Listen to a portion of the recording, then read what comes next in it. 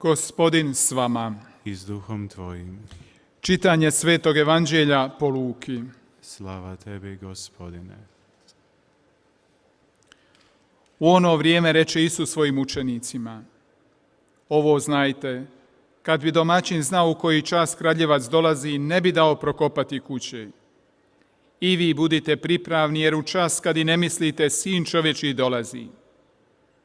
Na to će Petar: Gospodine, govoriš li tu prispodobu samo za nas ili za sve?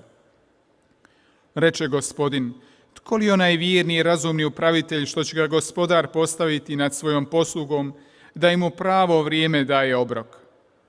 Blago onome sluzi kojega Gospodar kada dođe nađe da tako radi. Uistinu kažem vam, postavit će ga nad svim imanjem svojim. No rekne li taj sluga u srcu: okasnit će Gospodar moj, pa stane tući sluge i sluškinje jesti, piti i opijati se, doći će Gospodar toga sluge u danu koji mu se ne nada i u času koji ne sluti, rasjeći će ga i dodijeliti mu udes među nevjernicima. I onaj sluga što je znao volju gospodara svoga, nije bio spreman ili nije učinio po volji njegovoj, dobit će mnogo udaraca. A onaj koji je znao, onaj koji nije znao, ali je učinio što zaslužuje udarce, dobit će malo udaraca. Kome je god mnogo dano, od njega će se mnogo iskati. Kome je mnogo povjereno, više će se od njega iskati. Riječ Gospodnja. Slava tebi, Kriste.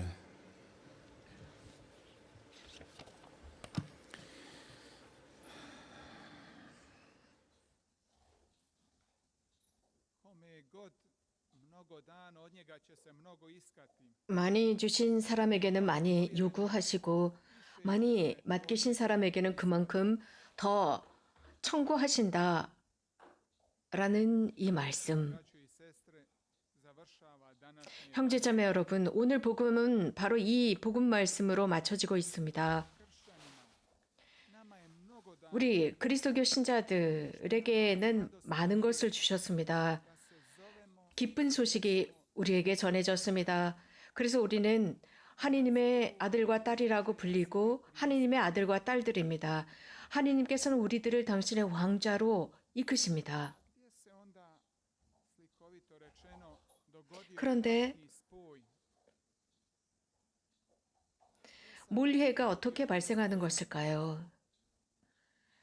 내가 이런 지식을 어떻게 잊어버릴 수가 있었을까? 믿지만 배고픔을 느끼지 못한다라고 하는 주제의 글, 아주 흥미로운 글을 읽었습니다. 내 삶의 모든 것이 아주 평범하게 잘 진행된다고 믿습니다. 큰 문제도 없고 질병도 없습니다. 이런 코로나 바이러스라고 하는 팬데믹, 이게 확진자도 아닙니다. 몇 년 전으로 돌아가 보겠습니다. 몇 년 전 아주 잔인한 살해 사건이 일어났는데 프랑스에서 어느 노사제가 미사를 봉헌하시다가 제대에서 살해당하는 사건이 발생했습니다. 이슬람 광신자에 의해서 살해당하셨습니다. 모든 사람들이 충격을 받았습니다. 그리고 이 사건에 대해서 모두가 기사를 썼고 글을 썼고, 그런데 제가 방금 말씀드린 이 주제의 글을 쓴 프랑스의 사상가는 또 다른 사건에 대해서 이런 말을 했습니다. 우리 한번 이렇게 상상해 봅시다. 미사가 주중에 봉헌되었습니다. 성당은 거의 아무도 없습니다. 2명의 본당 신자와 2명의 수녀님과 한 노사제, 아주 나이가 많은 노사제가 미사를 봉헌합니다. 아주 온유하고 친절한 얼굴 모습을 가진 신부님께서 희생제사를 봉헌하고 있습니다. 예수님의 희생제사 미사를 봉헌하고 있습니다. 이 장면을 우리 한번 상상해 봅시다. 정말 마음이 찢어질 듯한 광경입니다. 우리 유럽의 그리스도인의 상황을 그대로 보여주고 있습니다. 가톨릭 교회는 신앙으로, 열렬함으로, 즉 몇몇 노인들과 몇몇 젊은이들의 그 열렬함과 신앙으로 겨우 유지되고 있는 상태입니다. 왜 사람들은 배고파하면서 하느님을 믿는 것일까요? 왜 이러한 팬데믹이라고 하는 것, 코로나 바이러스가 일어난 이러한 상황에서 왜 사람들은 하나님께로 더 다가가지 않는 것일까요?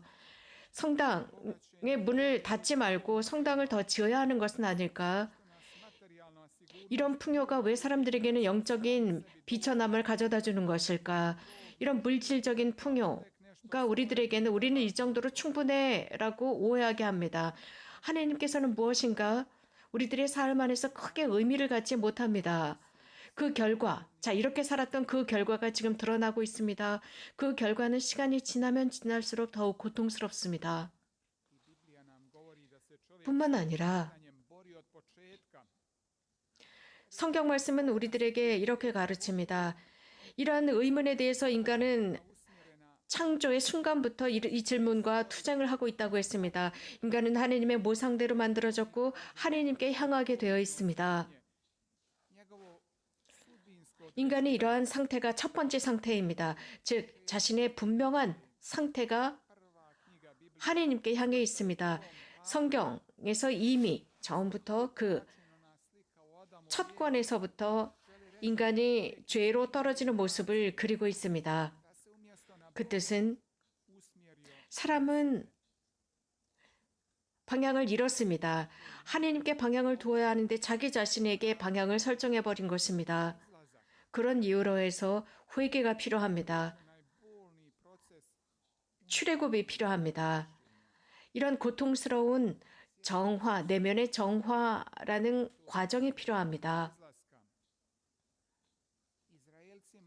출애굽을 기억해 봅시다. 출애굽은 이렇게 묘사하고 있습니다. 이스라엘 사람들은 이집트에 있었습니다. 그리고 한밤중에 그들을 박해하던 사람들은 단죄받을 것이고 그들은 구원받을 것이라는 소식을 듣습니다. 한밤중 이스라엘 사람들이나 이집트인들이나 그날 밤 그들은 불확실성에 빠져 있었습니다. 이유는 굉장히 강력한 상태에 있었습니다. 즉 이집트인들도 준비하고 있었고 이스라엘 사람들도 준비하고 있었습니다. 그러나 그들은 모두 다 잃었습니다. 이집트인들은 완전히 잃어버렸습니다. 장자들이 모두 죽었습니다. 그리고 그 군대가 홍해에서 모두 빠졌습니다. 그러면서 이스라엘 사람들도 물론 잘 준비하고 있었지만 그들은 자의적으로 자신들이 지니고 있었던 그 안녕과 질서와 확신, 안전함을 버렸습니다.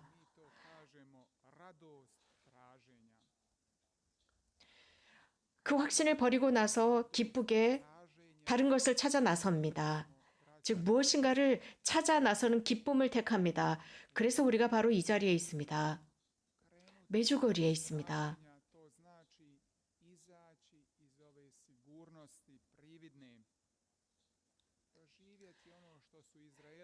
찾는 기쁨을 위해서 떠납니다. 그것은 안전함으로부터 나오는 것입니다.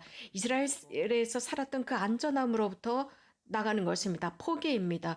두려움과 공포와 불안과 초조가 밀려옵니다. 그럼에도 불구하고 그들은 이집트로부터 탈출하기로 결정합니다. 그럼으로써 그들은 지상적인 어떤 이 대지에서의 안전함을 잃었습니다. 그럼으로써 이집트 사람들은 그들을 쫓습니다. 그러나 이스라엘 사람들은 두려웠지만 그들은 무엇인가를 찾아 떠납니다. 신앙의 여정을 찾아 떠납니다. 그런데 이집트인들은 그들을 따라갑니다. 잡으려고 따라가다가 그들은 자신들의 잘못 속에 빠져버립니다.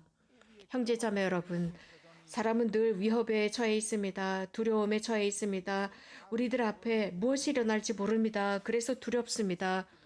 그래서 하느님의 현존으로부터 격려를 받아야 하고 그분의 현존으로 용기를 얻어야 합니다. 출애굽의 그 모습을 기억해 봅시다. 출애굽은 이스라엘 사람들은 이집트인들 앞에 있었습니다. 그러나 이집트인들이 그들을 따라잡지 못합니다. 형제자매 여러분, 현대도 이런 상황이 아닐까요? 이 코로나 바이러스라고 하는 위기 속에서 우리는 각자 완전히 실패한 사람들처럼 살고 있는 것은 아닐까요? 그러나 우리는 신앙의 여정을 걸어가고 있습니다. 불확실합니다. 그러나 우리는 완전하게 모든 것을 하느님의 손에 의지하고 그 찾음의 기쁨을 선택했습니다. 온전하게 하느님의 손에 완벽하게 의지한 채로 그 불확실성을 걸어갑니다. 99%는 분명히 어렵고 고통스러운 여정일 것입니다. 복음.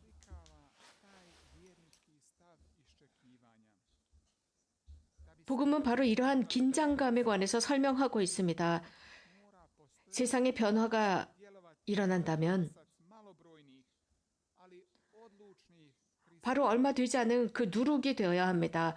하지만 누룩이 커지기 위해서는 그리스도와 협력하는 협조자들이 필요합니다. 오늘 복음에서 예수님께서는 구체적으로 경고하시는 게 있습니다. 또 강조하시는 게 있습니다.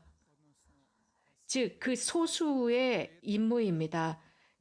아주 소수입니다. 극소수의 사람들이지만 대단히 강합니다. 다시 프랑스에서 미사를 봉헌하시다가 돌아가신 그 신부님 이야기로 돌아가겠습니다. 2명의 신자들과 2명의 수도자들과 미사를 봉헌하던 몇 명 되지 않는 극소수 인원이었습니다.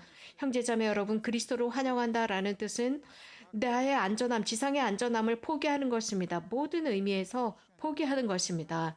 그리스도인 신자로 산다라는 의미는 지속적으로 이런 긴장감 속에 살아가는 것입니다. 즉 아직 일어나지 않은 그 일을 고대하면서 살아가는 것입니다. 아직 오지 않은 그것을 믿으면서 우리는 그 존재 속에 살아가는 것입니다.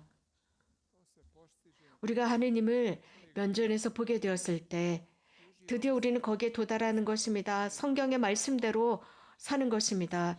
하느님께서 주신 그 모든 것을 만끽하는 것입니다. 하느님께서 선물하신 그것, 하지만 묶이지 않는 것입니다.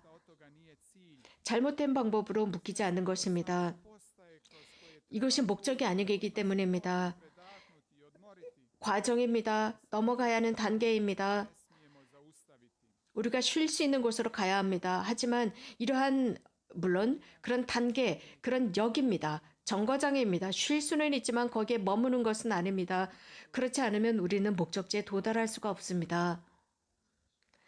삶의 여정은 바로 이런 기다림이 있습니다. 이런 삶의 여정의 기다림에 관해서 한 은수자가 트라피스트 은수자가 멋지게 설명을 합니다. 1996년 이슬람 테러 분자들이 알제리의 알타스 트라피스트 수도원에 들어갑니다. 그리고 2명의 트라피스트 수도자들을 살해합니다. 그들의 이 스토리는 영화화되었습니다.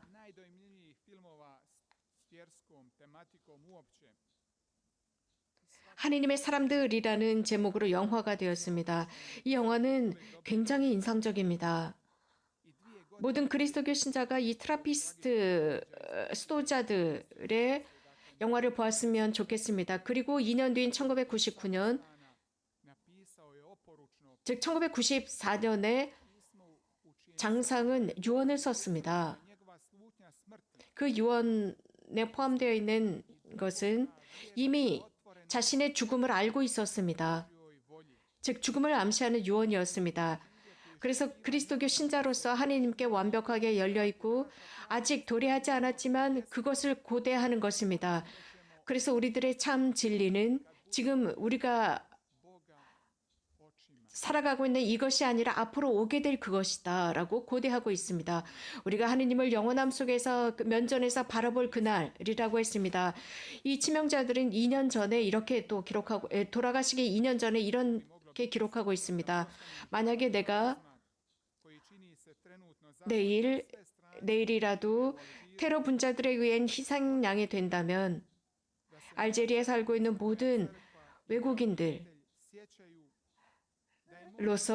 이런 일을 당한다면 나의 공동체와 교회와 내 가족들이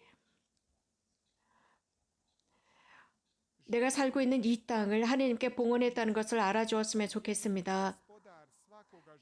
삶의 유일하신 주인이신 주님께서는 저의 순교까지도 포함하고 계실 것이라 믿습니다. 하나님께서는 그의 순교도 이미 안배하고 계신다는 뜻이었습니다. 그래서 생명의 유일하신 주님이신 주님께서 나의 순교까지도 안배해 주시고 나를 위해서 사람들이 기도해주고 이러한 희생을 내가 기꺼이 받아들일 수 있도록 해주기를 바랍니다. 나의 죽음과 많은 사람들의 죽음을 위해서 기도해주기 바랍니다. 라는 글을 씁니다. 많은 여러 순교자들, 분명히 그 순교자들, 그들이 나의 삶도 모르고 다른 사람들의 삶도 모르지만 모든 이 순교자들의 삶은 가치가 있습니다.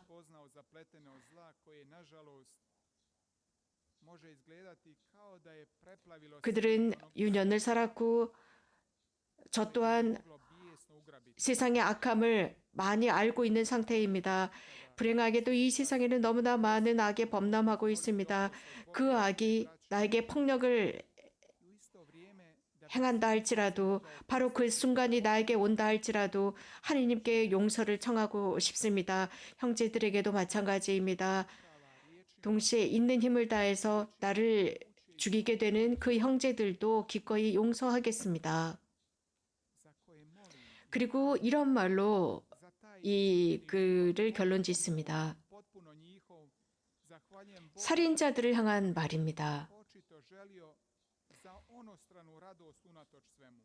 하나님께서 주신 이 삶에 감사를 드립니다. 하나님께서 즉 나를 죽이게 되는 그 사람들에 대해서 하나님께도 감사드립니다. 나의 희망을 실현시켜 주기 때문입니다. 하나님의 시선으로 그들을 바라볼 수 있도록 해주심에 감사드립니다. 이슬람 형제들, 그들도 하나님의 아들과 아들들이기 때문입니다. 이 희생을 통해서 그들을 용서하고 성령의 선물이 그들과 함께하기를 빕니다. 성령의 힘을 통해서 늘 통교를 이루기를 바랍니다. 온전히 저의 삶, 그들의 삶을 하나님께 감사드립니다. 영원한 기쁨을 저에게 주신 하나님께 감사를 드립니다. 이런 기쁨 속에 어제와 오늘의 나의 친구, 이 자리에 있는 친구들, 아버지, 어머니, 형제, 자매들, 그들의 가족들 모두에게도 감사를 드립니다. 나의 마지막 순간에 친구가 될 형제여, 지금 하고 있는 그 일이 어떤 일인지도 모르는 형제여, 형제에게도 감사를 드립니다. 또 하나님께 그 감사를 올립니다. 아멘.